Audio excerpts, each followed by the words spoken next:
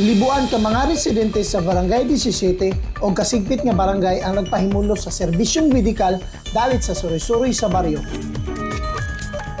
Nidangan sa People Basketball Court sa Barangay 17 si Benito Capelte aron magpangonsulta sa iyang gihambing nga sakit nga ulcer o paminhod sa kamot.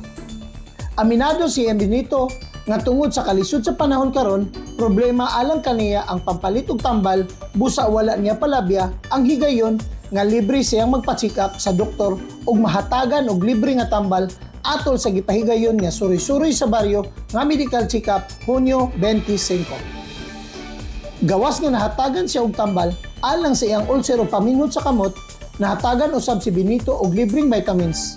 Busa dako kaniyang pasalamat kang Mayor Clarix Oy nga mao'y nagpasiugda sa programa inabagan ni Barangay 17 Kapitan Busing Anthony Atterbury III. Nagpasalamat ako sa Barangay Kapitan din nga nagmugna siya medical mission kay dako gyapon ni natabang sa atong walay mga kwarta makatagaan tambal. Nagpasalamat sad ko sa Mayor Clarix Oy sa iyang mga gihatag kang kapitan nga medical mission. Samtang ang 21 anyos nga si Ania Pindeta midangat usab sa People Basketball Court aron magpa-check up o pamasahe.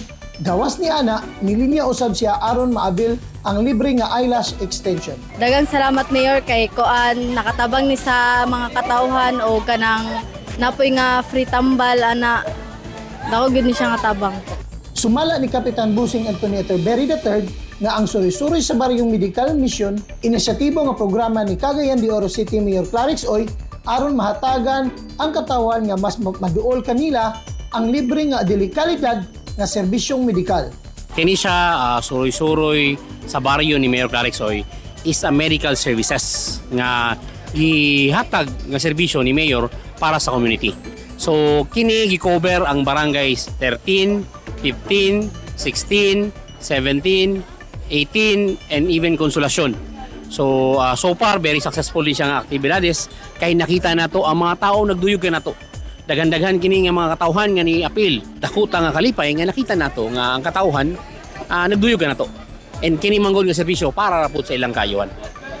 Gawas sa libreng check-up o libreng tambal, libre usab ang pag-ibot sa ngipon, tuli, ECG, X-ray, lakip na ang pagpa-check up sa mata. Gawas sa libreng masahe o eyelash extension.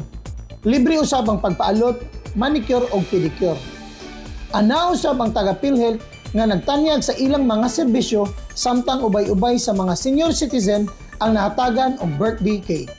Dugang ni Kapitan Atterbury ang pagpahigayon sa suri-suri sa baryo medical mission takda sa kasulugan sa Hudyaka Festival sa Barangay 17. Again, nagpasalamat kita sa mga tanan nga nasuporta labi na sa atong mayor nga si Mayor Clarix Oy nga full support gid siya. Kay kini siya kay itulong ni sa atong Hudyaka Festival kay pesta man sa atong barangay. Na Taiwan 2 weeks nga 2 weeks nga activity. And part ani is kani nga atong ginatagoy karon nga health nga side nga paghatag og health services sa atong barangay ug sa atong mga kalapit nga barangay.